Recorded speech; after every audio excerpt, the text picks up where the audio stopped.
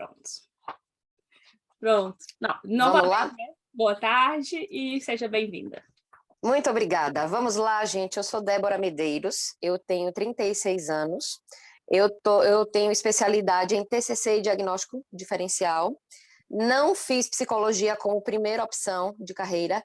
Eu sou formada também em publicidade e marketing. Fui diretora de multinacional, então eu tinha uma variedade muito grande de pessoas abaixo de mim. Era literalmente mesmo, do gerente ao servente. Eu tinha que lidar com todo tipo de cargo, de profissão. E o mais interessante é que eu era uma das 5 únicas mulheres hétero dentro do grupo, porque a esmagadora maioria era de homem, e quando tinha alguma mulher, ela era claramente homossexual, era aquela mulher mais masculinizada, ou seja, era um ambiente que era totalmente diferente daquilo que se espera que uma menina, visto que com 21 anos eu passei num trainee extremamente concorrido, mais do que Universidade de Medicina, e eu já cheguei chegando, porque trainee, ele vai para ser diretor, né? Gerente-diretor. Enfim, e era muito interessante, né? Era muito engraçado, porque uma menina franzina, eu sempre fui muito magrinha, branca do cabelo liso e dos traços delicados, gerenciando e depois sendo diretora daquela cambada de homem. Mas eu fiz isso por quase 10 anos da minha vida. Imagina só, quase 10 anos da minha vida. E me dei muitíssimo bem com isso. Eu fui fazer psicologia para poder entender melhor cada uma daquelas pessoas, as necessidades, o que eu podia fazer por elas, porque assim, o processo ele existe, ele roda, desde sempre. A multinacional onde eu trabalhei, ela só cresce e não vai parar de crescer. Ela não deixou de existir porque eu saí de lá. Então, mas para a gente fazer o processo rodar, a gente precisa de pessoas. E as pessoas, elas têm os motivadores totalmente diferentes. Então, eu precisava entender aquilo ali. Só que eu acabei me apaixonando pela psicologia, não pela faculdade, não me apaixonei pela faculdade. Houve, inclusive, um momento que eu falei, eu não vou terminar essa faculdade de jeito nenhum. E um professor meu virou para mim e falou, você vai terminar sim. Vai sim. Você pode até não passar lá para pegar seu diploma e pendurar na parede, mas você vai terminar sim. E aí eu ouvi, eu obedeci militarmente e terminei. E acabei me apaixonando pela clínica, larguei totalmente a vida que eu tinha. Hoje eu dou aula em pós-graduação, eu dou aula em alguns cursos específicos e atendo, faço consultório, né, que é a minha paixão, minha cachaça, vamos dizer assim. Eu sou TDAH do tipo combinado, fui diagnosticada com 26 anos, tem 10 anos que eu fui diagnosticada.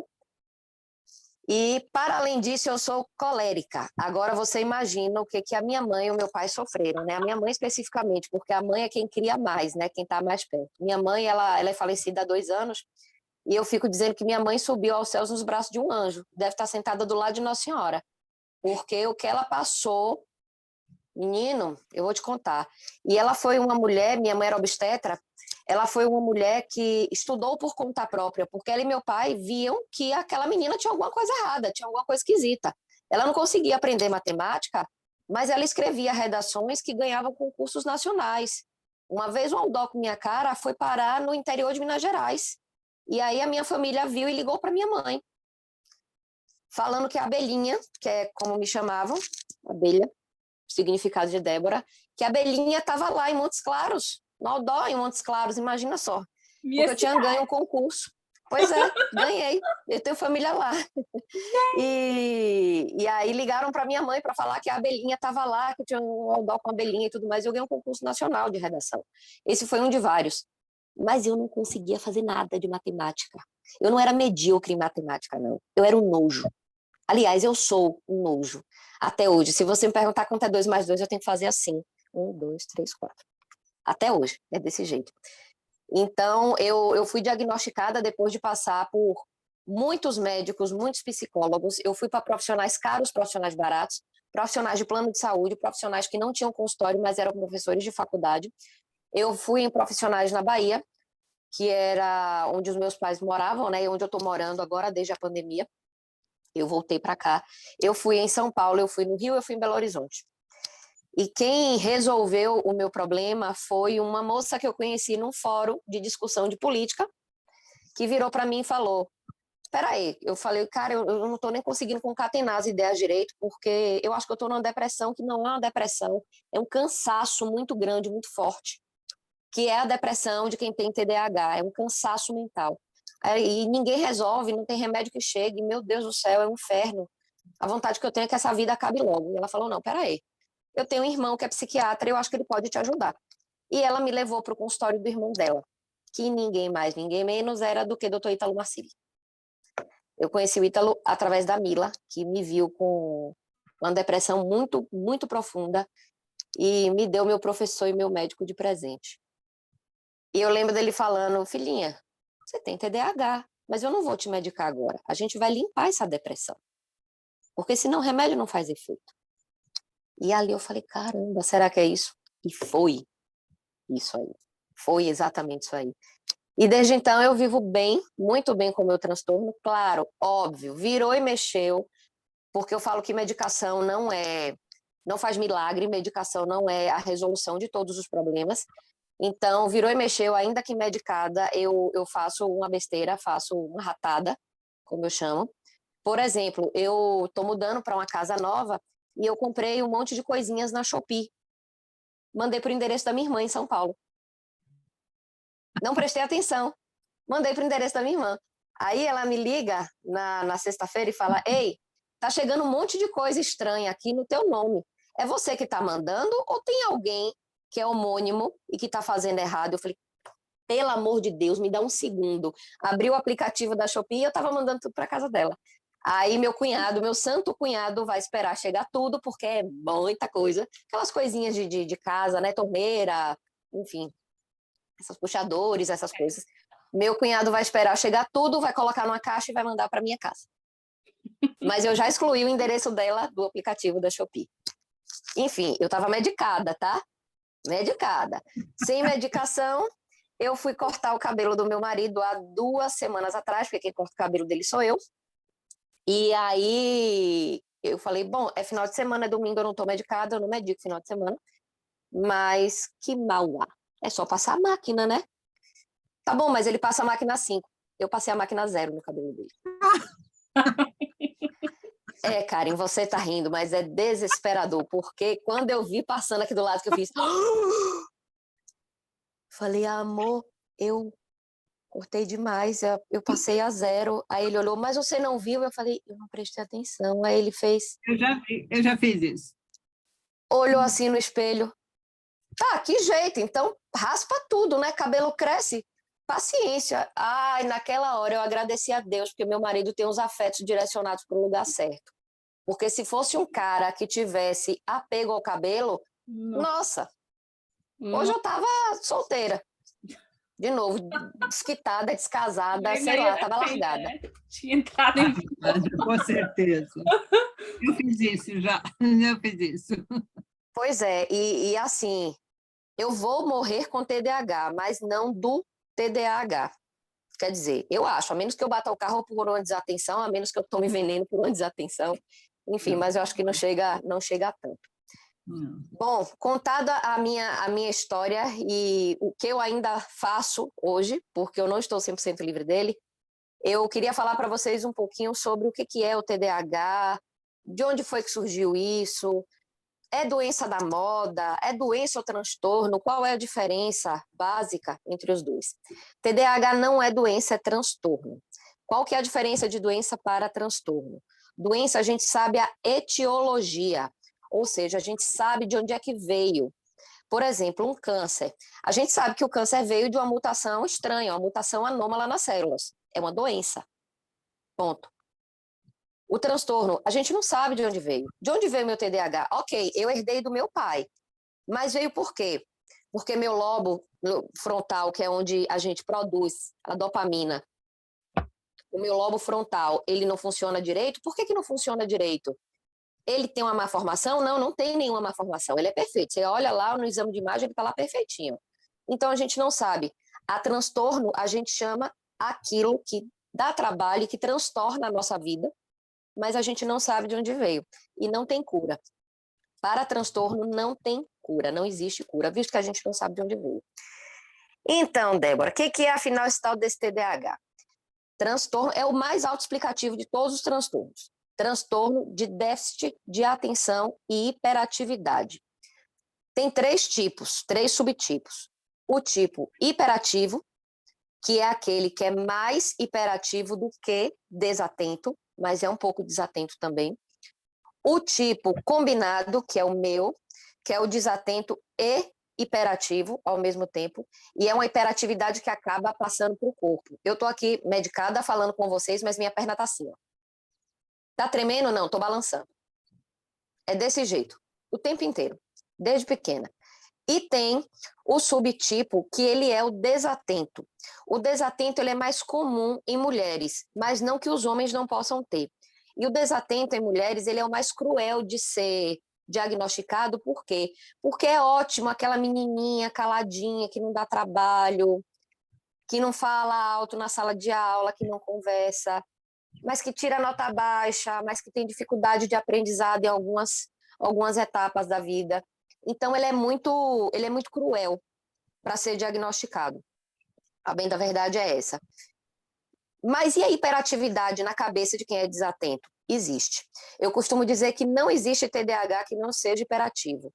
Porque o TDAH sem tratamento, a gente vive como se tivesse uma panela de feijoada dentro da cabeça. Tudo junto, misturado ao mesmo tempo e borbulhando. Tudo junto. Quando a gente começa a tratar, quando a gente começa a tomar medicação, para quem precisa de medicação, e aqui cabe um parêntese, nem sempre eu preciso de medicação.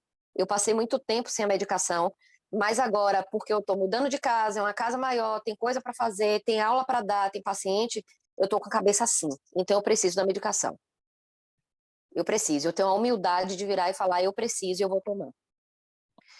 E para quem precisa de medicação, usa medicação. Para quem não precisa, usa algumas técnicas para a gente se meter menos em encrenca, menos em confusão. Mas a cabeça da gente é sempre muito, muito, muito agitada o tempo inteiro. E a medicação e essas técnicas, elas setorizam a feijoada.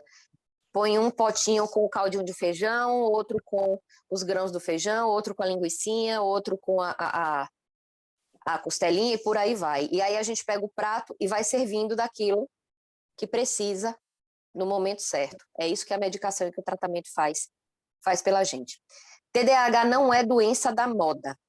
TDAH ele já vem sendo observado academicamente, cientificamente falando, desde 1800 e alguma coisa, que eu nunca lembro o ano. E ele sempre esteve no DSM, que é o Diagnóstico de Saúde Mental, né? O manual, que é a Bíblia que a gente usa para diagnóstico. Ele sempre esteve lá, sempre esteve. Seja como transtorno do neurodesenvolvimento, transtorno cognitivo, não interessa, mas ele sempre esteve lá, sempre esteve.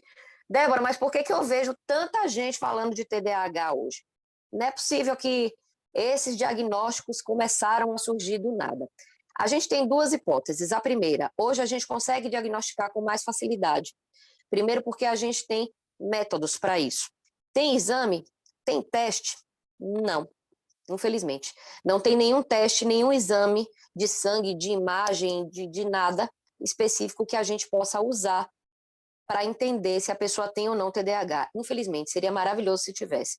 Tem teste? Tem teste que a gente pode usar, tem. Mas todos os testes a gente pode burlar. Se eu fizer um teste com cada uma de vocês agora, vai dar um resultado. Se vocês acharem por bem responderem diferente na segunda rodada, vai dar outro resultado. Então, todo teste nasceu para ser burlado.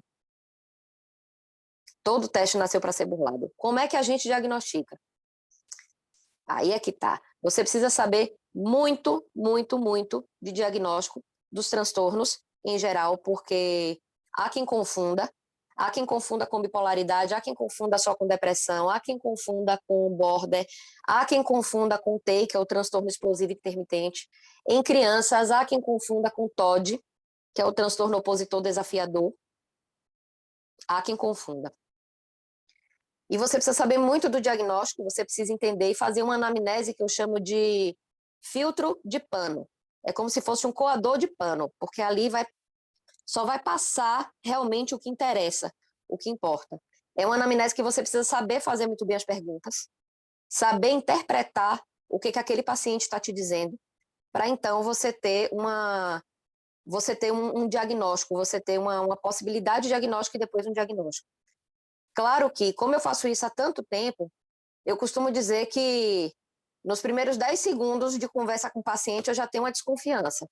Depois de uma sessão, muito raramente eu já não tenho a certeza do diagnóstico, seja ele qual for, seja ele TDAH, border, enfim.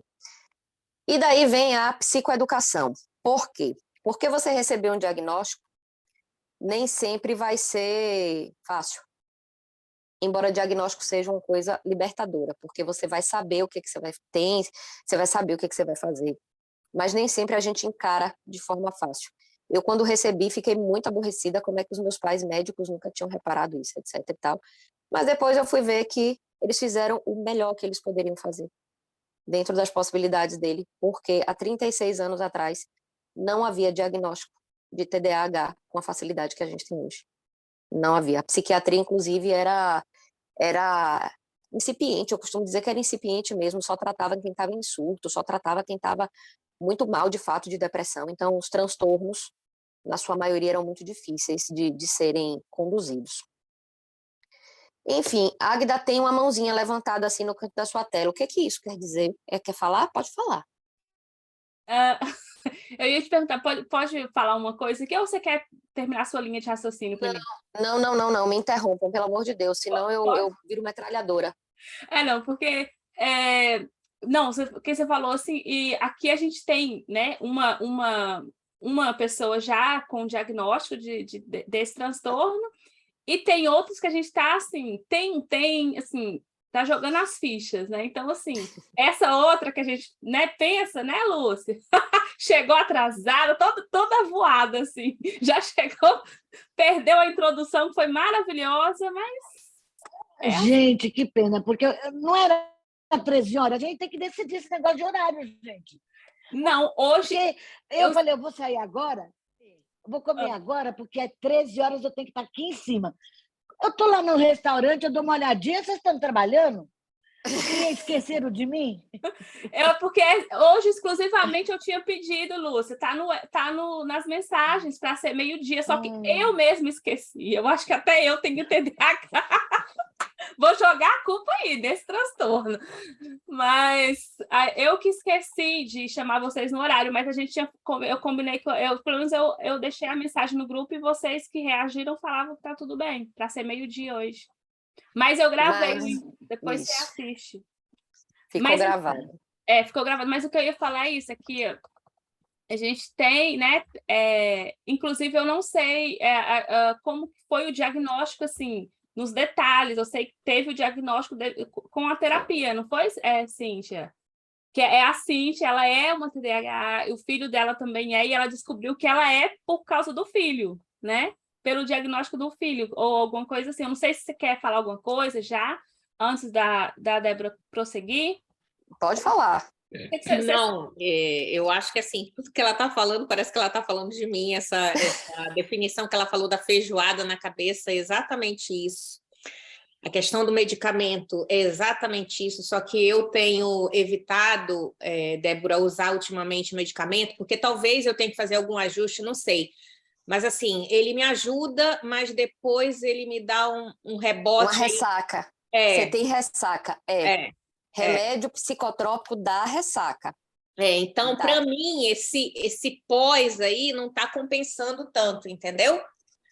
Mas, enfim, eu não estou morando no Brasil, eu estou aqui nos Estados Unidos e a medicina aqui é complicado.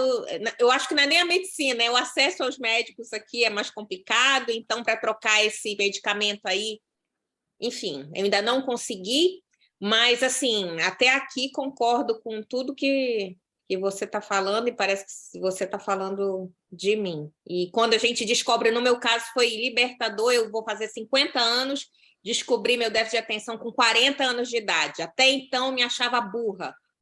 E depois eu vi que não era nada disso. Eu sou muito inteligente, se eu quiser, muito mais do que as pessoas normais, digamos assim. Isso. Sobre a medicação, deixa eu só anotar aqui uma coisa que eu quero falar, senão eu esqueço, tá? Uhum. Bom, sobre a medicação, Cíntia, não corra, porque ela vai te pegar. O que eu quero dizer com isso? Psicotrópico dá ressaca. É por isso que psicotrópico acaba viciando, porque a gente não quer enfrentar a ressaca. A gente, que eu digo, o ser humano, ele não quer enfrentar a ressaca, então ele taca outro por cima.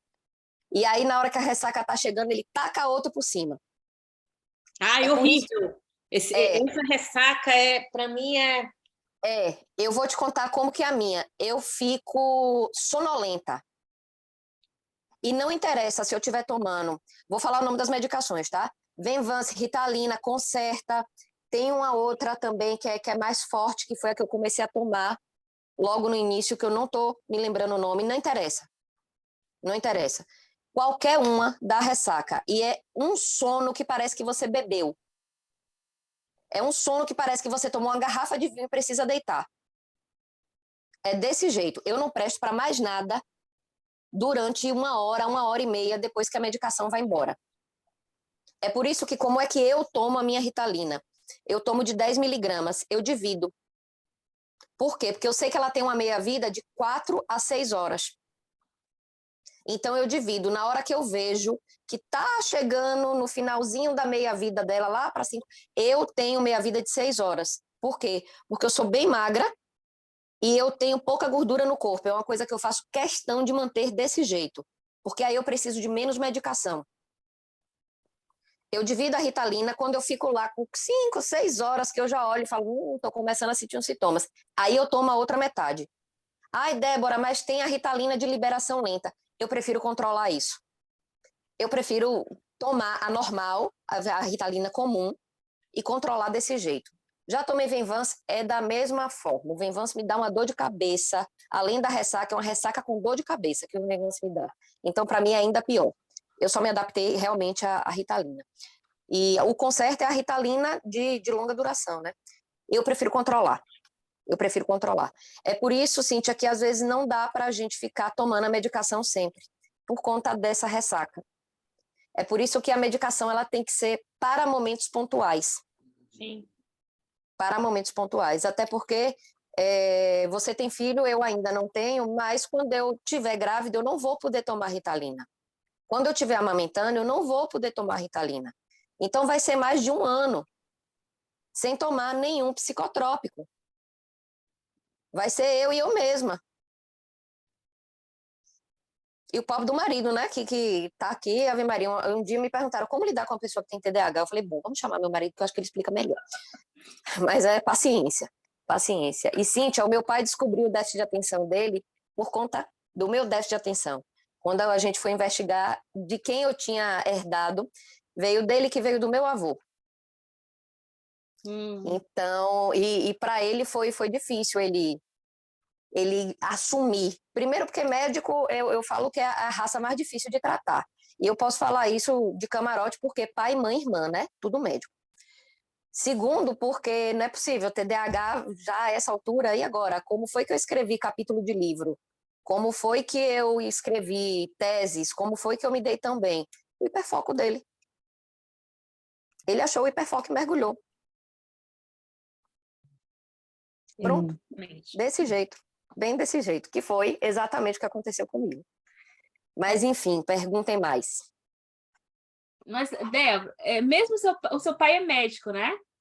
Reumatologista. E mesmo assim, ele também não tinha pensado em pesquisar isso, né? Não sabia que essa possibilidade. Caramba! Não, na verdade, ele sabia que tinha alguma coisa que incomodava e ele sabia como arrumar. Ele sabia como arrumar. Por exemplo, ele não se mete a fazer o que ele não consegue. Não, mas de jeito nenhum. Ele não se mete a fazer o que ele não consegue. Já o que ele consegue é como se fosse um vício. A minha madrasta ficar dizendo que vai ter que se transformar em tablet, vai ter que se transformar em livro, ou vai ter que se transformar em boi para ele dar atenção para ela. Porque meu pai hoje ele é aposentado, ele mora na fazenda, né? E ele tem essa dinâmica rural no dia a dia dele. Aí ela fica falando, eu vou ter que me transformar em livro, em tablet, ou então em boi, para seu pai prestar plena atenção em mim. Não. Porque é disso que ele gosta, é esse o hiperfoco. Agora, sim, se você pedir para meu pai no mercado, dar uma lista de mercado, pode parecer mentira, mas não é. Ele entra no mercado, compra tudo que não tem na lista, volta e chega em casa. Levantou a mão, Cíntia? Ele faz isso. Ele, ó, você vai Exatamente comprar eu, cara. feijão, arroz, açúcar, azeite, batata e banana. Aí ele compra chocolate, morango, cheiro verde, refrigerante, água mineral, Mas para ovo. que leva a lista, então, né?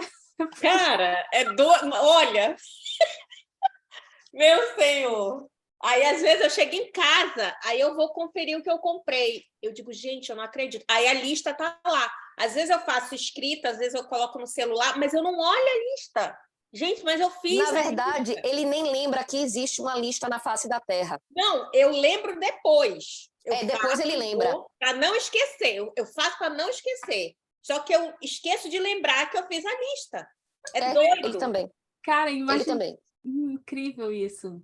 É doido. É doido. É doido. Tomar remédio para meu pai, ele tem assim, quando ele precisa tomar remédio, tá com algum problema e tudo, ele tem que tomar o remédio e ele fala em voz alta para alguém: eu tomei o meu remédio. Porque aí a pessoa olha para a cara dele e fala, tá, e aquilo marca a pessoa. Aí depois ele vai perguntar, mas e aí, eu tomei meu remédio? Aí a pessoa tomou, porque você deu o seu berro que tomou o remédio na minha frente. Ele faz assim, pega o remédio dele, levanta, quando ele tem que tomar, eu tomei o meu remédio. Nossa, cara. Como se eu estivesse falando assim, de fora para dentro, para ele observar de fora. Para marcar, isso. Marcar. Nossa, que incrível.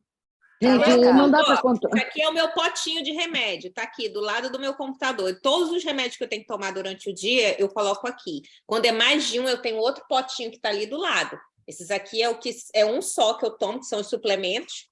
E aí eu costumo colocar aqui, coloco aqui do lado do computador, que eu estudo a manhã toda, e aí fica aqui, entendeu? Então, se eu não tomar, o remédio tá aqui, ó. Gente. Do meu lado. Fala, não dá para curar. Nossa, é tão bom a gente ver alguém como a gente, né? A gente se sente tão pertencente desse mundo. Não dá para curar. Oi, Lúcia, fala. Fala, Lúcia. Não dá para a gente controlar isso sem remédio? Então, eu estou falando, vocês não estão ouvindo? Estou ouvindo. Agora sim. Então, Lúcia, a gente controla, como eu chamo, né, até a página 2. Da página 2 em diante, a gente não consegue controlar. Como é que a gente controla até a página 2? Como o meu pai fez a vida inteira. Ele não se mete a fazer o que ele não consegue, não se mete, ele pede ajuda, e ele acaba tendo mecanismos para lembrar. Quais são os mecanismos? Os mesmos que eu uso. Aqui do meu lado eu tenho um quadro, onde eu escrevo, eu vou lembrando, eu escrevo. Atrás da tela onde estão vocês, eu tenho um outro quadro com vários avisos. Eu estou falando com vocês, eu estou com uma folha aqui, onde eu estou escrevendo coisas que eu gostaria de falar para vocês, esclarecer para vocês. Mas, assim, via de regra, nunca vai ficar 100%. Nunca vai ficar, nem com remédio, porque, veja, eu, medicada, comprei as coisas na Shopee e mandei para casa da minha irmã. Porque esqueci de conferir o endereço. A cara tua, Lúcia, ser assim. Então, eu estou me identificando com tudo isso. Quer dizer, que eu não ligava, né? Mas agora, com a gente falando tanto sobre isso, eu estou com a mesma coisa. Eu vou no mercado, eu falei, mas, meu Deus do céu, eu vim comprar isso, aquilo. Eu volto para casa, puta, esqueci de pegar o sal. Esqueci de, sabe? Eu esqueço sempre alguma coisa. Todos esses sintomas que vocês estão falando, eu até pensei que eu estava com Alzheimer. Eu falei, será que eu estou com Alzheimer? Aí eu fiz um negócio de neuro, mas disse que não deu nada, que a minha cabeça... Eu estou muito relutante em aceitar, porque eu não quero tomar remédio.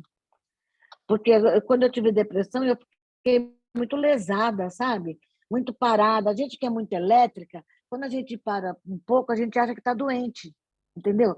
Que talvez seja esse tal de que você tem, né? Que você controla, como é que você falou aí agora? Olha, como eu já esqueci o que você falou. Isso está me deixando... Isso está me deixando... Porque eu estou ficando muito comprometida, né? Você acabou de falar e eu esqueci. Lúcia, Como é que... É oi, ressaca, fala. né, que você falou? É Isso, ressaca, né? ressaca. Então, Mas, Débora, eu tenho muito medo, que a então eu estou Lúcia lutando muito. o que a Lúcia também tem, eu acho que se ela, né, tiver mesmo esse diagnóstico, provavelmente ela tem o combinado, porque ela também ela esbarra em tudo, né, Lúcia? Você se queima, deixa as É, pessoas reclamar. Ó, aqui é um corte que eu tenho, aqui já está cicatrizando, tem outro, na perna tem, minhas canelas estão sempre marcadas desde criança. e Eu tudo quase que perdi, pega cai no chão. tudo que pega cai no chão, eu já quase perdi a ponta desse dedo aqui, cozinhando. Eu não posso ter unha grande, não só porque eu faço questão de Ah, eu fazer as também não. refeições da minha casa, mas é porque o que acontece com a unha grande? Ela diminui a minha sensibilidade, o meu tato, e aí eu que já, enfim. Eu brinquei com a minha sogra esse final de semana que eu vou comprar pote de vidro pela internet e no atacado, porque toda semana é Quero um. um, eu também. Toda semana é um. Taça de vinho aqui em casa, meu Deus do céu, final de semana meu Não marido dura. gosta de tomar um vinho e tudo, e aí a gente já sabe, taça de vinho a gente só pode comprar daquelas que não são edição limitada, Grossa. edição controlada. Entendeu? Não são, para a Eu gente também. ter sempre para repor aqui. Enfim, paciência. E assim, Lúcia, a medicação, ela é uma tecnologia. A gente acha que tecnologia é celular, tablet, computador, né? Não, esqueça. Medicação, vacina, foi o que permitiu que as nossas gerações passadas sobrevivessem a ponto de ter a gente, de parir a gente e nos criar. E é o que possibilita hoje a gente de ter uma longevidade. Então, assim, se você precisar tomar medicação, tome, porque do jeito que você está me falando, a ressaca que dura 1 hora, que é esse cansaço que dura 1 hora, é muito mais leve do que o que você está passando. É muito mais leve. Então, não seja boba de, eu não quero tomar medicação porque eu estou com medo dessa ressaca, porque, eu tive depressão. Lúcia, se você tem TDAH, a depressão que você teve foi uma estafa mental, foi como se fosse uma estafa mental. É depressão, tá? É depressão. Mas é uma depressão que você não trata tomando fluoxetina, você não trata tomando sertralina, não. Não é assim. Você precisa ter alta dose de vitamina B de bola e D de Débora dentro do seu corpo. E você precisa tomar recaptadores dopaminérgicos, não serotoninérgico, porque o problema da gente não é a serotonina. O problema da gente é a dopamina. A dopamina, ela é feita através da vitamina B de bola, o complexo B, e ela é disponibilizada, ela é utilizada no nosso corpo através da vitamina D de Débora.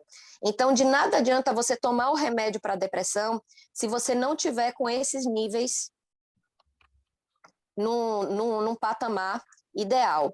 Por isso que muita gente toma o remédio, toma o remédio e não vê sair do lugar. Ou até vê durante um tempo, mas depois... Por quê? Porque o remédio ele não produz o neurotransmissor. O remédio ele só pega aquele neurotransmissor que está solto, vagando, e fica juntando e liberando aos pouquinhos, e liberando aos pouquinhos.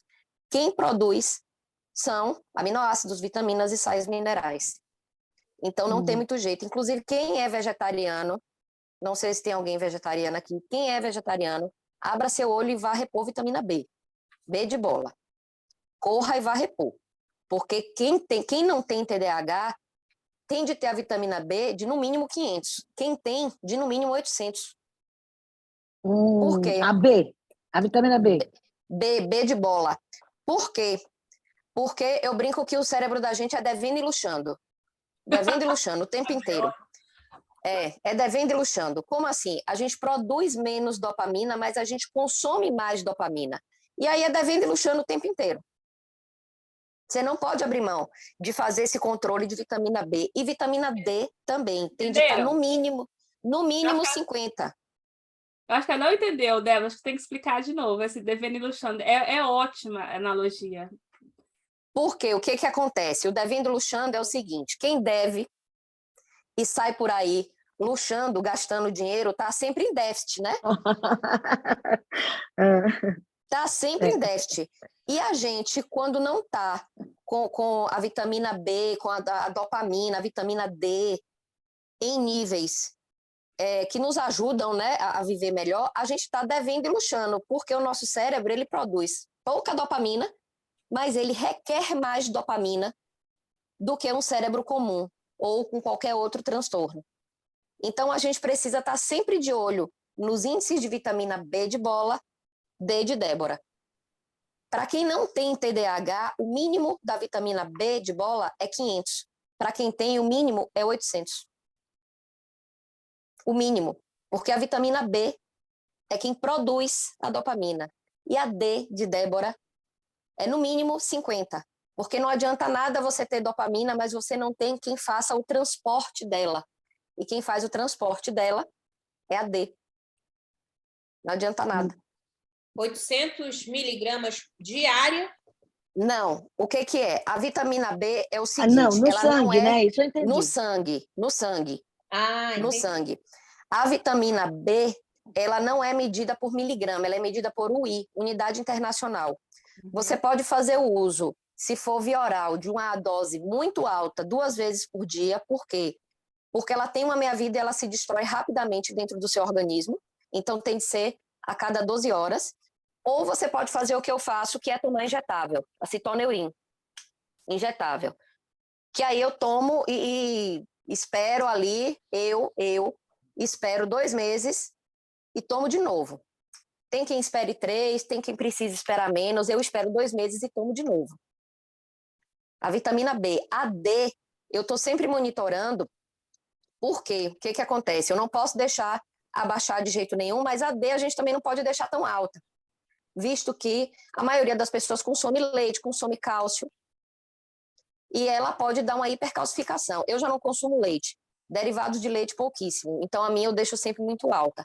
A vitamina D, eu não paro de tomar 10.000 unidades internacionais todos os dias, uma cápsulazinha de 10.000 e todo dia. Eu não paro.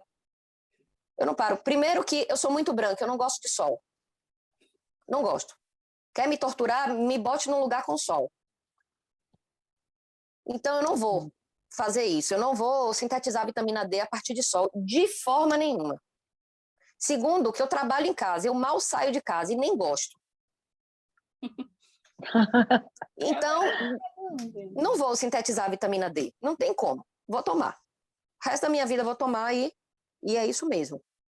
O devendo e luxando é nesse sentido, porque a gente vai estar sempre requerindo mais e produzindo menos. Quando eu faço essas brincadeiras, tem quem fale que eu estou romantizando o transtorno, romantizando o problema. Não, eu não estou romantizando. É porque tudo na vida tem 2 lados. E a gente não pode só ficar olhando para o lado da estrada, que é um monte de pedra, um monte de lixo. Fala, Lúcia. Tá fechado, mico. Eu achei que ela estava conversando com outra pessoa. Eu estava. Ah, Desculpa. É que elas vieram me chamar para almoçar, aí eu falei, eu já fui, porque eu estava crente que a nossa reunião ia ser às 13, né? E saí para almoçar. E deixei tudo no prato quando eu vi. oh, Deixei... Hoje eu não levei marmita, não trouxe. Bom, mas não se preocupa não, Lúcia, que a introdução vai ficar gravada. Então, assim, não é uma romantização. É entender que tudo na vida tem 2 lados. Então, não dá para a gente passar a vida inteira só olhando para o lado que é pedra, que é lixo. A gente tem que olhar também um pouquinho para o outro lado, ver o que a gente tem de bom. E uma das coisas que a gente tem de bom é o tal do hiperfoco. Uma vez que a gente descobre aquilo que a gente presta para fazer, vamos falar assim, de um jeito bem tosco, bem grosseiro, naquilo que a gente é bom, a gente deslancha, a gente vira especialista. Eu tenho uma colega, Carol, que ela uma vez perguntou para mim como é que eu sabia tanto de diagnóstico, como é que eu tinha engolido o DSM. E ela não sabia que eu tinha TDAH. E eu falei para ela, é porque eu sou transtornada, é porque eu tenho um transtorno. Ela, ué, como assim? E aí eu contei para ela o que era. Se não fosse o meu hiperfoco, eu não ia conseguir guardar tanta informação acerca de um assunto, desse jeito. Só que é uma coisa que eu falo, no que eu sou boa, eu sou muito boa, no que eu sou ruim, eu sou péssima. Eu não sei andar de bicicleta, eu não sei passar roupa. Se eu passar roupa, ou ela não vai ser passada, porque eu vou ter medo de usar o ferro quente, ou ela vai ficar queimada. Não existe um meio termo na minha vida com relação a passar roupa, não existe um meio termo. Não existe, de forma nenhuma. Eu tenho que pedir ajuda, realmente, para meu marido, se tiver alguma roupa para passar, porque eu vou amassada. E quando você percebe que você é boa naquilo, para você pôr o foco? Igual, a gente faz de tudo, a gente lava, passa, cozinha, passeia, a gente faz de tudo. A Águida vive me perguntando, né, o que eu gostaria de fazer, o que você gostaria. Eu não sei o que eu gostaria de fazer. O que eu sou boa? Eu só sei que eu começo a fazer uma coisa, aí eu sou boa de fazer faxina, mas isso é quando eu era mais nova. Com 66 anos para 67, está ficando mais complicado. Não, mas é sério mesmo. Como que você percebe o que você gosta? Igual o doutor Juliano ele focaliza também para as coisas boas. Como é que eu faço isso para mim? Como é que eu focalizo? Bom, é como uma pessoa bonita. Como é que uma pessoa bonita sabe que ela é bonita? Porque ela ouve muito, você é bonita, você é bonita, você é bonita. Então, quando a gente ouve muito, não, mas você faz isso aqui bem, você faz isso aqui bem, isso aqui tá gostoso, essa comida tá ótima. Pô, mas você cozinha bem, viu? Ou então, no meu caso específico, foi quando eu lá atrás comecei a estudar psicologia, não para fazer consultório, não para isso, mas eu comecei a resolver problemas psicológicos de quem trabalhava comigo. Então, a demanda que chegava para mim era muito mais de: Débora, eu estou com problema com o setor tal, e é um problema de gente, que é como a gente chamava RH na empresa que eu trabalhava. É um problema de gente. Eu preciso que você se envolva. Ninguém nunca me chamava para me envolver na controladoria, porque eu, em matemática, já avisei que é cada um para seu lado. Ninguém nunca me chamava para controladoria. Nunca. De jeito nenhum. Mas me chamavam, por exemplo, para divisão de orçamento. Por que para divisão de orçamento? Débora, mas você não falou que para matemática você é ruim? Sou ruim, mas para divisão de orçamento, para entender o que precisa ser feito em cada área e quanto, mais ou menos, do bolo a gente vai mandar para cada um, eu era muito boa. Muito boa. Por quê? Porque eu sabia ler as pessoas, eu sabia ler os setores e as necessidades de cada um. Então, a gente acaba sabendo no que a gente é bom quando alguém falam pra gente. Da mesma forma que a gente aprende quando a gente é bonita ou feia. É muito bonito. Você acha que Gisele Bündchen ouviu pouco que ela era bonita? Eu acho que a Lúcia é boa para festa, para festejar, porque ela só anda nos rolês. Só anda nos forró da vida. Amanhã tem festa de novo, aniversário da minha filha. Tô falando. Acho que você é boa para É verdade. Lúcia, mas Anfitriã, eu sou muito boa. você é boa de companhia. Boa companhia. Apesar que é Boa meio companhia, boa anfitriã. É rabugenta. Agora, uma coisa é certa, o que você falou tem muito sentido. Eu escuto muito, né, que eu sou assim ou que eu sou assado, entendeu? E você fala, igual, você vai, é melhor você daqui, senão você vai derrubar no chão, sabe? Age aqui, porque senão você vai dar errado, senão vai se cortar. Cuidado, senão você vai se queimar. Então, eu acabo deixando tudo para os outros, entendeu? Porque eu sou ruim para tudo. Não. Agora, não. Agora eu vou, na verdade, eu deixo manipular. Desde que a gente está junto, eu estou começando a trabalhar isso. Quando alguém fala, não recebo, entendeu? Fala que eu sou de um jeito, não recebo. Porque eu sempre escuto isso, eu sempre escuto alguém desfazendo na brincadeira, não é nem por maldade, mas desfazendo de mim, sabe? E isso não é um ano, é 2, é a vida inteira, né, filha? Porque a gente não desenvolve o TDAH no momento da vida. A gente, desde criança, inclusive é um dos poucos transtornos que dá para a gente identificar e diagnosticar desde criança. Então, desde criança, a gente tem esse jeitinho. E começar pelo meu pai, né, que sempre botou as mulheres para baixo, né? O meu pai ele é muito machista. Ele queria que eu sou a primeira filha. Ele queria que eu fosse homem igual na Bíblia, entendeu? Então, quando eu nasci, ele ficou 8 meses sem falar, sem nunca me pegar no colo. Ele foi me pegar quando eu comecei a andar. E assim diz a minha mãe, né? Que eu não vou lembrar, né? Assim diz a minha mãe. Então, e a vida inteira ele se comportou assim. Ele me chamava de burra quando estava na escola. Sabe coisa de pai mesmo, né? Aquelas coisas de desfazer da gente. Mas nem por mal, coitado. Mas, exatamente. Agora, eu que assim, absorvi Lúcia, errado. Quando alguém vier fazer esse tipo de brincadeira infame com você, corte na hora. Começar a Corte. cortar, né? Não, corte na hora. Eu costumo brincar que é corte tramontinamente, um corte só. Corte na hora. A Como é que você brincadeira. corta? A brincadeira, corte na hora. Feche a cara, faça uma cara fechada, fala, não gostei disso. Ah, mas eu tô brincando. Tá, mas eu não gostei da brincadeira. Eita, não faço mais, que horror. Obrigada, não faça mesmo. Desse jeito. Não é só você não receber, você não permitir que falem isso de você. Não dá o Porque espaço. você não é burra. Não dê espaço. Exatamente, Águida, não dê espaço. Corte. Ai, Débora, você é toda atrapalhada. Não, eu não sou atrapalhada. Eu sou desatenta. É diferente de atrapalhada. Eu sei que eu sou desatenta, então, às vezes, eu vou ter algum problema que vai ser resolvido de outra forma. Ai, não faz isso não, que você não vai conseguir. Você quer ter o favor de fazer o favor de ter paciência, me deixar fazer e depois você reclama ou não? É ser incisivo com relação a isso. Ser muito incisivo. Eu lembro que uma professora minha de teatro, eu e minha irmã, a gente fazia teatro. E alguns exercícios de conscientização corporal, eu era muito ruim, porque embora eu faça balé desde os meus 3 anos, eu tenho muita dificuldade com coordenação motora. E aí eu lembro que ela virou para mim e falou, mas sua irmã é melhor do que você. Eu falei, claro, eu não podia ser boa em tudo, alguma coisa eu tenho que deixar para ela. Ela morreu com aquilo. Ela morreu com aquilo. E eu lembro perfeitamente que idade eu tinha 12 anos. E eu falei desse jeito, eu não posso ser boa em tudo, alguma coisa eu tenho que deixar para ela, né? Então, talvez seja aí que as pessoas falam que eu que permito, eu não permito nada, as pessoas que invadem a minha privacidade, o meu limite, né? Você permite. Eu ia falar isso, porque a gente já falou até sobre isso, Lúcia. Nós já falamos, eu sei. A gente já Você falou, permite. ela dá corda, sabe? Ela ri também. E isso acaba, né, induzindo a pessoa a achar que ela pode fazer aquilo. Você permite. A Lúcia sempre tinha uma queixa assim, né? Que as pessoas não me levam a sério. Aí tu olha para ela e ela não se leva também a sério, né? No sentido...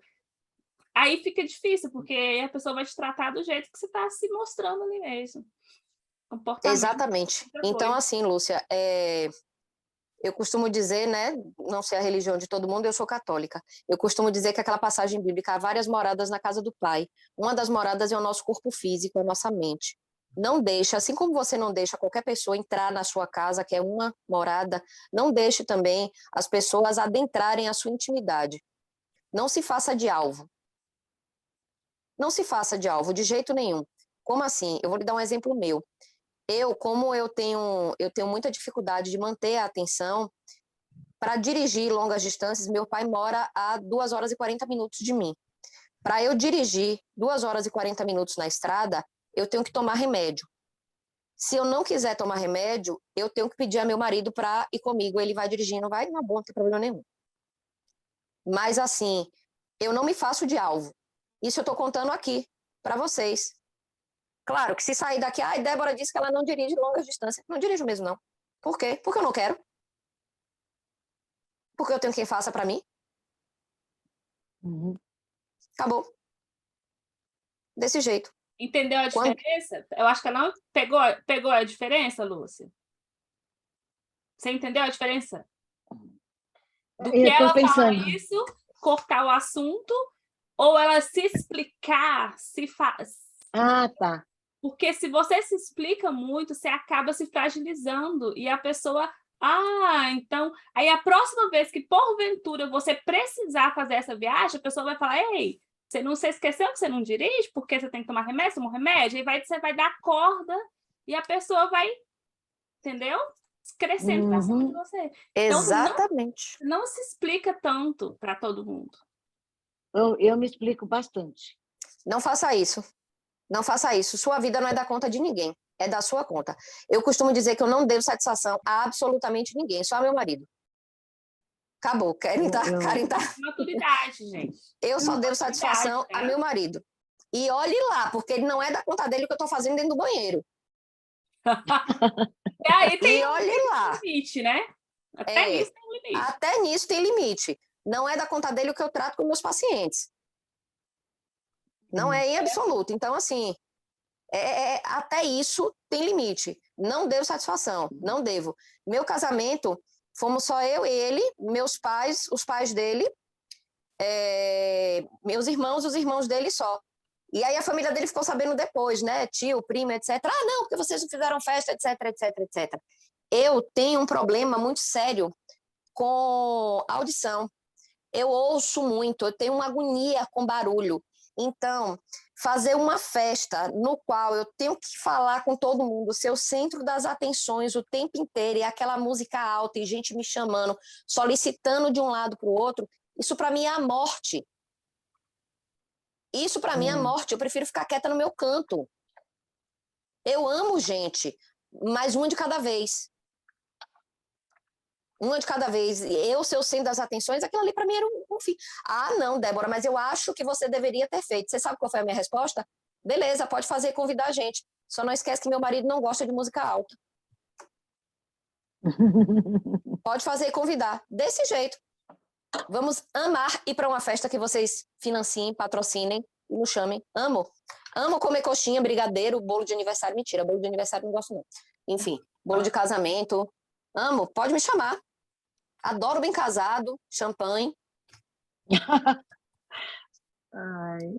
Pode me chamar.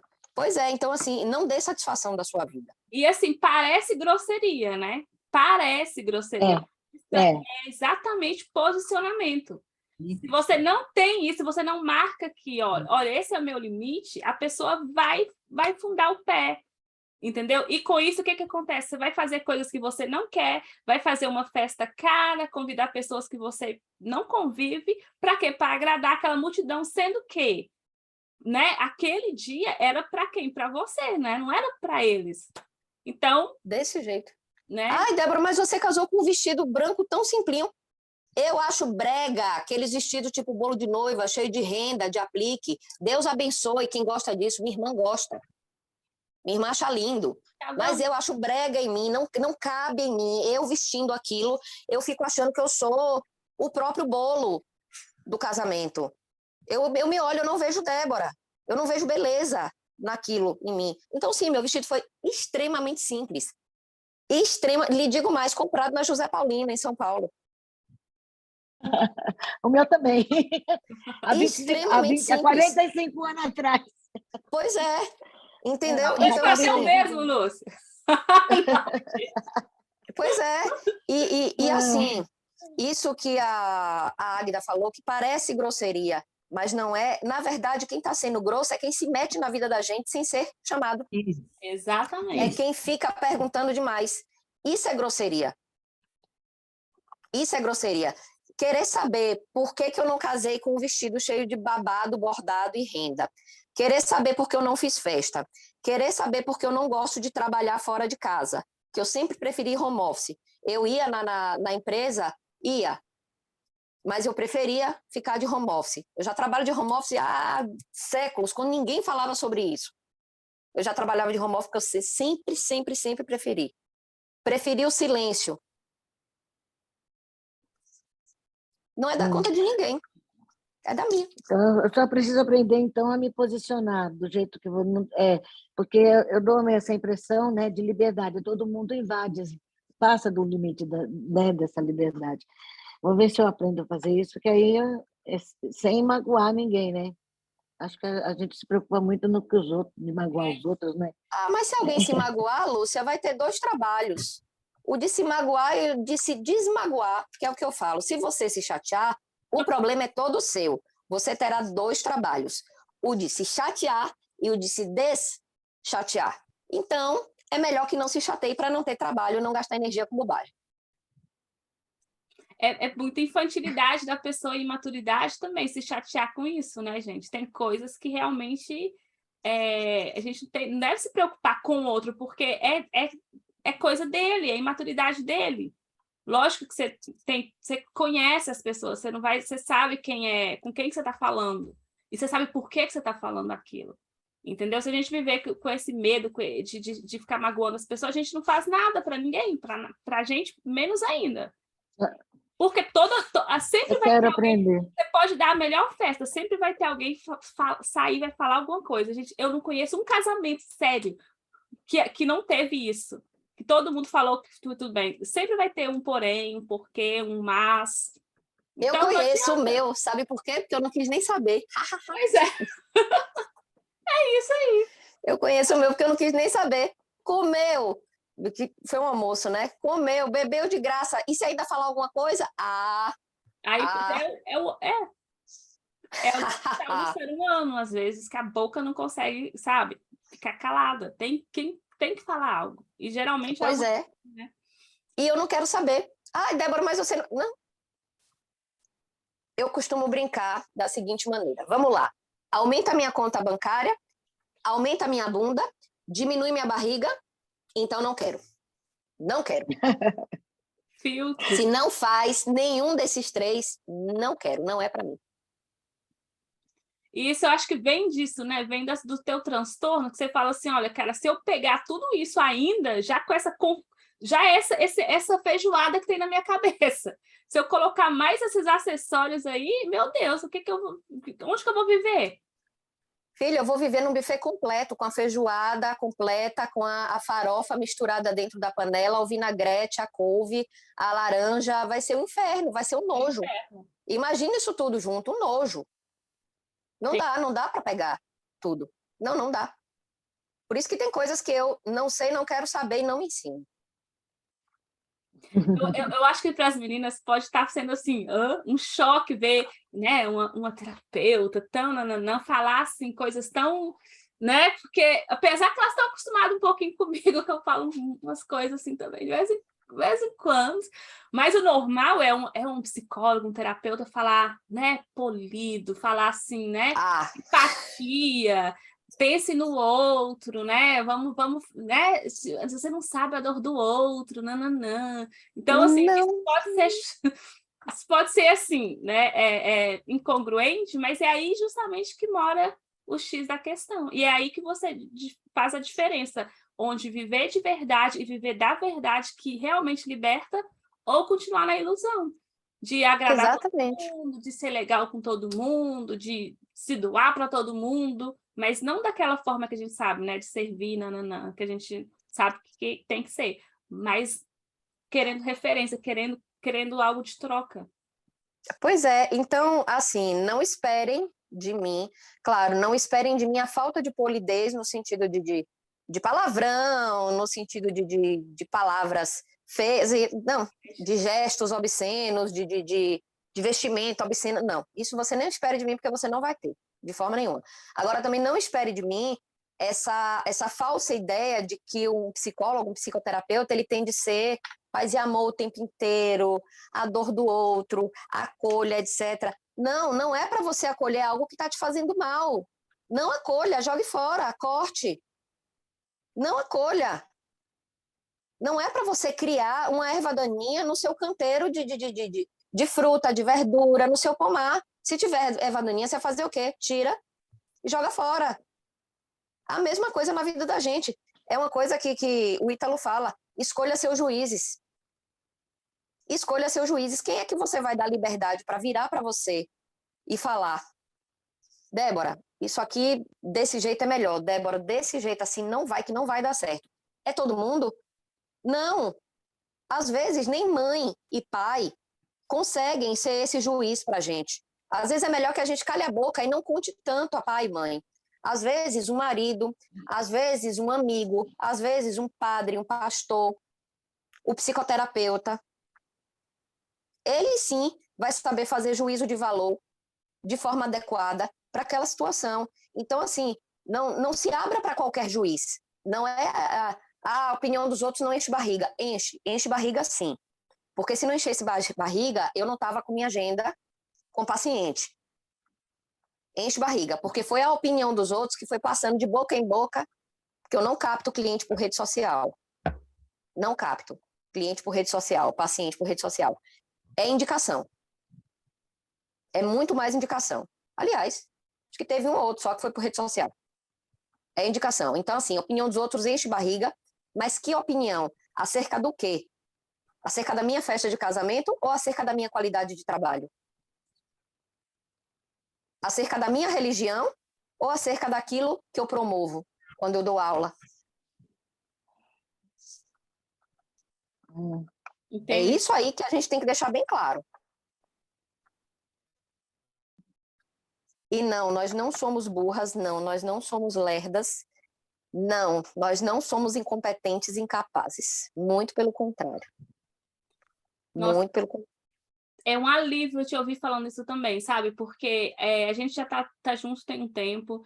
E assim, igual você, né? Eu também observo algumas coisas e eu falo, nossa, essa pessoa tem que ir para esse caminho, porque eu acho que tem algo ali para ser investigado e tal. Só que ao mesmo tempo vem aquele receio também, assim, cara, isso pode paralisar a pessoa ainda, né? Quando você fala, você tem que procurar, né? Porque eu sou assim, eu sou muito honesta. Eu falo assim, olha, eu sei até aqui.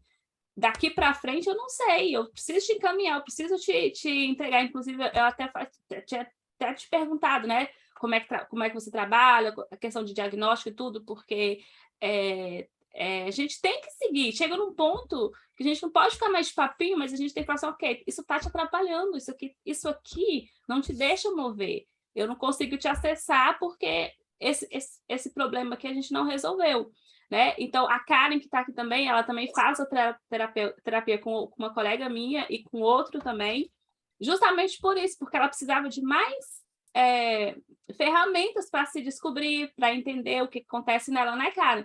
E ela, tipo assim, ela se entrega totalmente, ela fala, não, é isso que eu tenho que fazer? Vambora! É isso, esse aqui? Vambora, é esse teste? Vambora!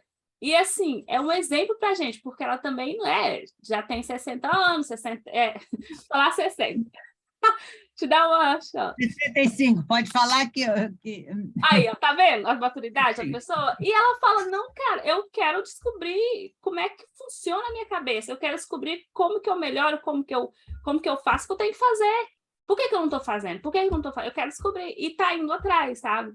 Então, assim, isso só prova isso, que não interessa quantos anos você tem, o que você já fez. O interessa é o seguinte, resolveu? Não. Então não acabou. Então eu tenho que continuar. E a terapia é isso também, gente. Tem gente que fala assim, eu faço terapia há 20 anos. Tá, mas resolveu? Não, então você vai fazer mais 20. Ou então você procura uma pessoa que vai resolver o teu problema junto com você. Ou pelo menos não resolver no termo de cura, mas te dar ferramentas para lidar com isso da melhor maneira possível. Então, assim, por isso que eu estou muito feliz de você estar aqui hoje, por causa disso, porque eu sinto falta disso às vezes. Nossa, cara, tem que trazer alguém para falar algo que talvez eu não consigo desse jeito, com essa propriedade, e que talvez desperte algo diferente. A Lúcia, mas a gente está, para ela fazer teste, para ela procurar ajuda, e ela fica... Não é, Lúcia? Aí, Lúcia, eu vou te pegar pelo cabelo e levar assim, mas só que não. Aí, Lúcia, você vai ter que decidir qual é a dor que você vai engolir.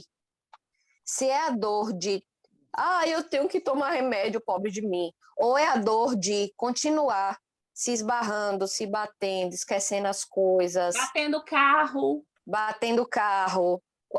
Qual é a dor que você vai querer sentir? Porque eu prefiro a dor de ter uma ressaca de 1 hora depois que o efeito da minha medicação para. Mas se eu for em qualquer psiquiatra aqui, eles vão me dar remédio não de TDAH, vai dar remédio de depressão. Eu nunca vi alguém falar sobre TDAH aqui. Lúcia, você não sabe disso, filha. Não, você não sabe. Você está falando porque você diz que teve uma depressão em 2020 e era indicado. Você não sabe agora como é que está. E outra, Lúcia, você não precisa... E aí, o médico passa o remédio para depressão. Você precisa de comprar? Você precisa de tomar? Precisa de outro médico. Exatamente. Essa é a cara que eu conheço. A cara Lúcia, é correta também, viu, Débora? Mas ela está controlada, está medicada. Não, mentira. Tô brincando. Tô vendo. Mas, Lúcia, deixa eu te falar uma coisa. Para de supor o que vai acontecer. E outra, eu passei por inúmeros médicos. Eu tive diagnóstico de border, sendo que eu não tinha o principal do border. Eu não tinha a fonte de afeto a qual eu me dedicava. Eu nunca sofri por namorado, eu nunca estive nem aí para pai e mãe. Nunca, não que eu não ame, mas eu tô sempre fui pensando muito mais desapegada. nela do que no meu resultado. Cara, eu ia te Eu, falar eu, isso. Eu ia te Muito, falar eu isso. nunca muito, tive. Deixa eu muito. só fazer um parênteses aqui, Débora, só um minutinho. Hum. Desculpa, porque você vai ficar confusa, mas deixa eu sintetizar. Fala. É porque antes de te conhecer, né, e tudo, a Karen faz terapia com outra pessoa. E ela recebeu um diagnóstico lá, inclusive eu conversei com você sobre isso, sobre aquele teste. Você lembra que eu falei? Aí você falou assim, Agda, o teste é uma coisa que eu não confio muito, porque eu prefiro ver a pessoa, entender a pessoa e tal, porque o teste pode ser burlado, foi o que você falou no início. Aí aquilo ficou na minha cabeça, porque eu também não identifico o que está no teste com o que eu vejo nela, na Karen, entendeu? E aí, agora que você está falando, ela tá aqui, assim, que eu estou sentindo muito que ela quer mais falar sobre isso. Do que o borderline. Pois é, Porque eu recebi. Sofri. Eu recebi. dela, eu acho estranho pra caramba também. Não, eu não. É E muito aí, o que estranho, cara. eu comecei a achar esquisitíssimo, porque não, eu não sou border, eu não tenho uma fonte de amor, aquela fonte a qual eu me dedico, a qual eu não tenho sensação de que preciso fazer de tudo, senão eu vou ser abandonada pelo meu marido. Só um minutinho, Débora, porque talvez você precise explicar como que o diagnóstico no DSM ele precisa, como que um transtorno precisa ser classificado para ele ser definido como um transtorno, né? Para ter um diagnóstico, né? Que são quantos Quantos critérios? quantos critérios mesmo no mínimo, Bom, né? vamos lá, metade mais um. Ah, Metade mais um. Se você tem metade mais um, ok, você pode ter aquele transtorno, mas aí é que entra uma coisa chamada diagnóstico diferencial, que o próprio DSM fala. Isso. Você precisa investigar a vida daquela pessoa para saber de que maneira aquilo transtorna, porque só é transtorno aquilo que transtorna. Exato. Por exemplo, tem uma pessoa na minha família que tem tudo para ser TDAH. Eu costumo dizer que, fora o uso de droga, que ela nunca usou, o resto ela gabarita. O resto ela gabarita em tudo. Só que aquilo ali nunca a transtornou. Aquilo ali nunca foi um problema para a vida dela. Então, eu posso dizer que uma pessoa dessa tem TDAH e tratar como TDAH? Não, porque aquilo não causa transtorno. Em absoluto. Mas tem alguns critérios que têm um peso maior do que outros? Tem. Por exemplo, a desatenção, você não tem um TDAH que não seja desatento e que não tenha essa mente caldeirão de feijoada. Não tem. Assim como você não tem um border que não tem essa sensação de a pessoa que eu amo é a minha vida e eu vou fazer de um tudo por aquela pessoa. É aquela pessoa, é o vício naquela pessoa. Não. E eu não tinha esse critério fundamental, clássico, né? esse apego. O transtorno do borderline, ele é o transtorno do apego, do amar demais. Eu nunca tive isso. Eu terminava com o namorado quando eu era mais jovem, adolescente, chorava um dia, dois, no terceiro dia eu já estava bom. Quem é o próximo? Eu nunca chorei por isso. Eu estava casada, eu amava meu marido. Ele disse, eu vou morar com a minha mãe. Eu digo, tchau. Virei as costas, foi embora, ele foi embora. Acabou. Vá com Deus. Eu fui noiva antes de casar com o Eu Otto. acho que eu não amo. Então, a sensação que fica é, eu não sei amar, eu não amo nada, porque todo mundo fala, ai, eu choro, eu me descabelo. Eu não faço. Eu fui noiva durante muito tempo, eu já estava para casar com tudo pronto, até que eu virei para meus pais e eu falei que eu não queria casar na igreja, porque eu sabia que casar na igreja era para sempre. Aí meu pai falou que o nome disso era bandalheira e que eu estava enganando o rapaz, que era para chamar o rapaz e contar a ele que eu não queria casar enfim, e terminar tudo e desfazer tudo. E eu fiz isso. Eu terminei da seguinte maneira: você quer ser feliz? Eu também quero. Eu acho que juntos a gente não vai conseguir isso. Foi desse jeito. Claro, eu Vocês senti são muito frias. Não, eu senti muito, eu sofri, mas eu não estava rasgando as vestes, me descabelando, achando que nunca mais eu ia arranjar outro homem. Ai, meu Deus do céu, não. Não, sem descabelo. Então, Pelo assim, amor voltando para o DSM, então é isso aí que você disse, a metade mais um. Então, se são 10 critérios, tem que ser 6, né? Digamos assim, a metade, 5 mais 1. Se for 12, né? A metade, 6 mais 1, 7. E tem esses predominantes, que praticamente são sintomas clássicos, né? Porque o que você ouve falar muito do border, e é um sintoma também que aparece quase que, acho que 90% dos casos, aqui na Holanda tem muito isso, é a automutilação, né? Nem todo border se automutila. Então, nem todo, mas assim, é uma muito grande maioria, mas nem todo. Então não tem uma...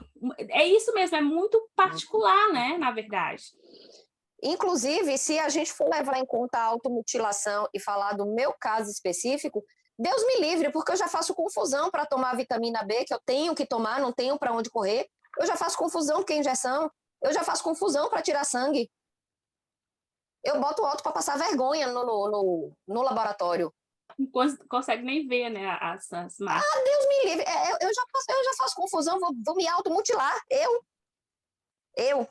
Deus me livre. Sai daí, nem cortar cabelo eu gosto, imagine pele. Porque aqui, assim, é muito nítido isso. É tipo, né? Aqui fala 90%, quase.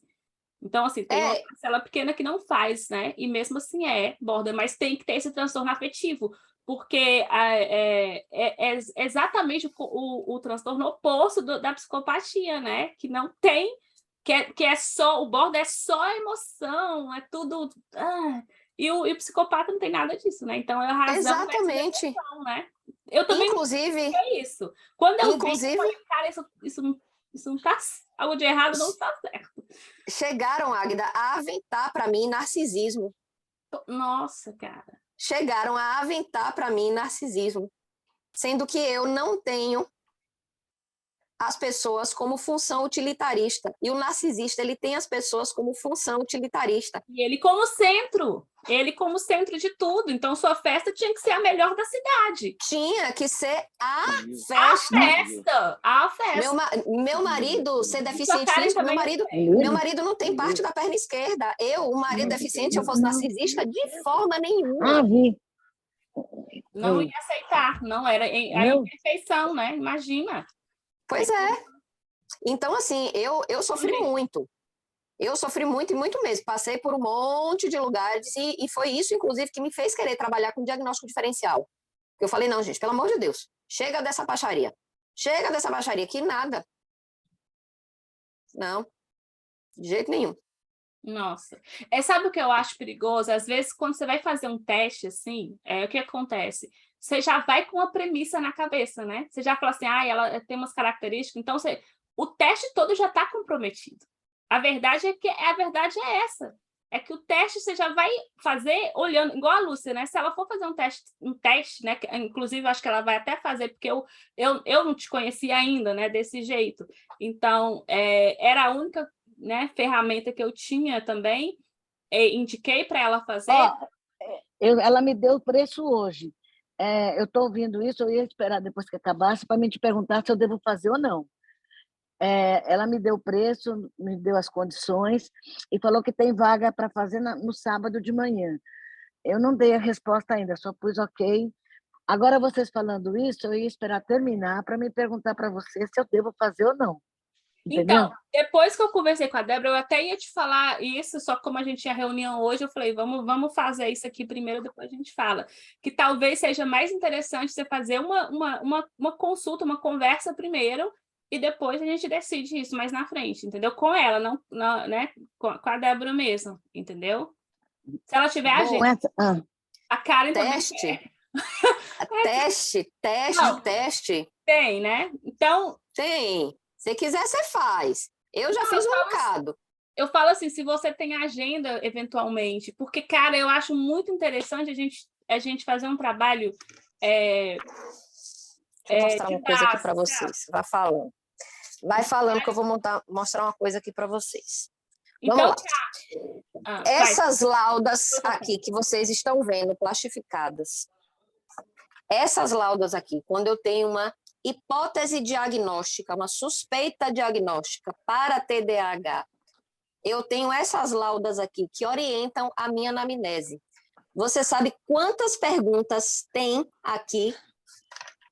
50 perguntas.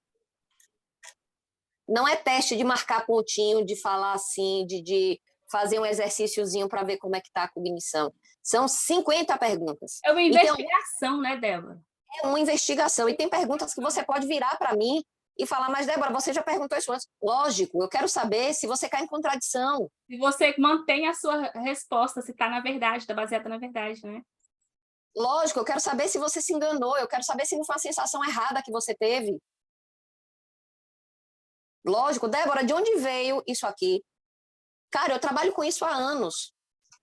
Eu trabalho com diagnóstico diferencial há muito tempo, então não dá para pegar um teste, pegar um Rorschach, por exemplo, que é aquele teste de ver as figuras assim, né? A psicometricidade. Ali a psicométrica, além de TDAH, eu sou disléxica, tá, gente? Então, às vezes eu eu acho que você tem o combo total, assim. de vez em quando eu confundo. Então, o psicométrico, vamos chamar assim, de um teste de Rorschach, ele é muito baixo. Ele é muito baixo. Se você estudar o teste de Rorschach, você consegue gabaritar como psicopata, mesmo sem ter pisado numa formiga a vida inteira, porque o psicopata é um narcisista que comete um crime, ou você sai como anjo. Uma santa canonizada. É só você estudar o Rorschach, entender direitinho que você responde o que você precisa responder naquele momento. Cara, isso é muito real. É muito baixo. Aquele que faz assim os tracinhos, o que desenha, o gráfico da história da vida, o que desenha. Eu posso te contar a minha história de uma forma que você vai ficar emocionadíssima. Mas eu posso te contar uma história de modo que você vai achar que eu sou um lixo. É só eu querer. E se a pessoa... Então, se a pessoa fizer né? Tipo assim, a pessoa sabe que vai fazer um teste ali. Isso acontece muito em empresa também, né? Aí a pessoa vai lá, eu vou fazer um teste. Então, vai para a internet, gente. Google tá aí para isso. Vai estudar. Oh, pronto. E aí? Exatamente. Por que você acha que eu era chamada pelo teste? Não tem. Toda vez que era para contratar gestor, coordenador, supervisor, gerente, eu participava do processo seletivo, porque muito dificilmente, na hora do tete-a-tete, na hora da entrevista, eles conseguiam esconder de mim as coisas. Então, assim, modéstia à parte, porque muita coisa eu não sei mesmo, as minhas contratações eram sempre muito bem feitas. Eram sempre contratações muito pontuais. Eu lembro que uma vez eu ia contratar um rapaz para um determinado cargo de liderança e até então ele estava indo bem. E aí eu falei, peraí que eu vou botar uma casca de banana. E aí eu pergunto para ele, o que é que te tira do sério? O que é que faz você ficar muito chateado? E ele deu uma resposta que eu falei, esse cara não é para aqui. Porque aqui dentro a gente tem isso toda hora. Então, ele vai ser muito resiliente com esse tipo de situação, ou ele não é para quê? Ele não era resiliente, era o que tirava ele do sério. Ali eu acabei a entrevista. Ali eu encerrei a entrevista, por uma pergunta. Caramba. Eu lembro muito... E ele estava indo super bem. Eu lembro da menina da RH virar para mim e fazer... Derrapou na casca de... Não é para qualquer um ter esse ouvido tão aberto, esse olhar tão atento, não, tá? Porque acho que a gente até tinha falado sobre isso, ou você tinha até falado sobre isso, né? Sobre na universidade hoje ainda, eles ainda estudam o DSM-3, né? E a gente já está no 5 e vai para o 6, né? Você está falando a gente já está no 5TR. TR é texto revisado. Texto revisado. Aqui vai sair em novembro. Ainda. Pois é, já saiu nos Estados Unidos, no Brasil, nem se fala de data de sair o 5TR. Eu já comprei, em inglês mesmo, porque eu não posso ficar sem. Acabou. E, assim, na faculdade, eles ainda tratam o transtorno a partir de uma visão de psicodinâmica, né? Que é uma visão freudiana. Muito defasado, cara. Muito defasado. Não faz nem sentido mais. Na dinâmica que a gente vive hoje, isso não faz o menor sentido, isso. Pois é. Bom, senhoras, o papo está muito bom, mas faltam 3 minutos para eu atender minha paciente, eu vou precisar encerrar. Nossa, Onde você mora? essa é rápido demais. Eu moro em Salvador. Bahia. Hoje eu moro em Salvador. Antes eu morava em São Paulo, capital. Era mais fácil aqui, né? Não, Falou porque que hoje eu só gosta de trabalho ficar online. junto, gente. Não, porque hoje eu só trabalho online, eu não atendo mais presencial, inclusive pessoas da minha cidade. Eu não atendo presencial. É perda de tempo. Você tem que se arrumar, perder um tempo para ir, ficar lá, perder um tempo para voltar, não vale a pena. Para o paciente, inclusive, não vale a pena. Eu acho que depois da pandemia ainda, gente, isso aqui é como se fosse a sala de casa. A gente experimentou isso aqui. As trocas, Mas eu comemorar comecei a aniversário, né, experimentar, Cíntia? Comemorar eu aniversário, comecei a experimentar com gente, é a vocês. mesma coisa. É a mesma coisa. Mas é E aí desse eu jeito. tô aqui, vocês nem sabem de que eu tô de pantufa, mas ninguém conta. Ah, não, eu trabalho Tá eu frio. trabalho arrumadinha, senão, se bem que eu só tô de meia aqui, né? Mas via de regra eu trabalho arrumadinha, senão eu fico achando que eu tô de férias, Distrai, que eu né? tô largada, fico distraída, não dá não. Eu preciso É. desse mise-en-scène. Mas enfim, foi um prazer conversar com vocês. Eu não sou de abrir caixinha no Instagram, até porque eu esqueço de responder. Esqueço mesmo. Mas sempre que vocês precisarem tirar dúvida, alguma coisa, pode me mandar inbox, pode me mandar direct, que eu respondo com o maior carinho, o maior prazer do mundo. Não tem problema nenhum. Tá bom? Vamos tirar uma foto primeiro para registrar o momento. Vocês ficam aqui comigo ainda para a gente falar sobre o filme, tá? E deixa a Gabriela. Qual é o seu Instagram, Débora? Débora AG Medeiros. 2 As. Depois eu coloco também no grupo, Cíntia, para vocês seguirem. Então, eu vou esperar, Vamos fazer Eva. uma foto para a gente, sei lá. Vamos, A embora, Karen que eu já só tá tenho mais um tirando, minuto. porque ela é assim, ó. Ela tira as fotos e nem fala pra gente. Vai, a gente tira. cara de doida. Mas. E a gente. Vocês estão me vendo? Ai, gente, tirou assim. Tô. Não, é a Karen que tira. É a Karen tá tirando. Então Vai, Karen. Peraí. Ai, tô bonita. Esse perfil assim, ó. Passou Vai. Quem foi que não passou perfume ainda? Passa aí. Eu tô cheirosa. Vamos lá, que eu tenho menos de um minuto. Eu acho que saiu. Então, Pronto. Débora, então, olha, eu vou passar contato para vocês, mas eu sei que eu acho que talvez seja legal você marcar com a Lúcia e com a Karen já, assim, se você tiver agenda, né? Por favor. Eu queria muito que vocês Pode passar meu contato para elas depois. Pode passar meu WhatsApp bom. direto. Pode passar. Aí, ó. Olha, Tá bom? gente, olha isso, gente. Olha só. Obrigada. Olha a coisa melhorando. Muito obrigado pelo teu tempo, Imagina. Obrigada, Débora. viu? Disponha. Uma questão. A sua vitamina Fala. você toma com K2? Tomo. Tá bom. Essa aí é a rainha da suplementação, meu filho. Você falou aí de 500, sei lá. Tomo com K2. Não tomo pura, não. Exatamente. Essa aí é das nossas, Karen. Um beijo para vocês. Obrigada, Fiquem Débora. com Deus e no que Obrigada, precisar, viu? tô aqui. Então, ó. Tchau, tchau. Um beijo. Tchau. Beijo, tchau. Eita! Gente! Rápido, foi rápido, né? Porque por a gente ficar Nossa, tem umas 2 horas, né? Eu perdi, Bem, eu não vi o ela- início ali que tu tinha pedido para entrar. Ela, Eu perdi um pouco. ela é bem consciente do que fala, né? Ela transmite muita segurança, né? Conhecimento. Assim, você acaba confiando nela, né? No que ela